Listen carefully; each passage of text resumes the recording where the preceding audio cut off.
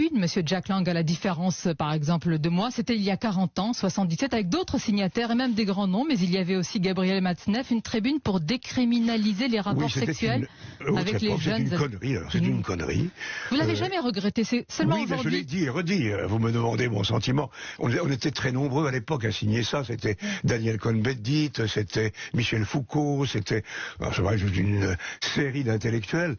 C'était l'après 68 et nous étions portés par une sorte de vision libertaire, fautive. Parce que c'était une revendication libertaire ou plutôt un appel à décriminaliser les rapports sexuels avec les enfants? Je n'ai plus la mémoire exacte, mais disons qu'en tout cas, cette pétition qui remonte à plus que 40 ans d'ailleurs, 60 ans, je n'en sais rien, était une connerie inacceptable. Peut-être on va rafraîchir la mémoire à nos auditeurs. Voilà ce qui était écrit. La loi française se contredit lorsqu'elle reconnaît une capacité de discernement à un mineur de 13 ou 14 ans qu'elle peut juger et condamner, alors qu'elle lui refuse cette capacité quand il s'agit de sa vie affective et sexuelle. Autrement dit, un enfant peut être consentant quand on lit ça.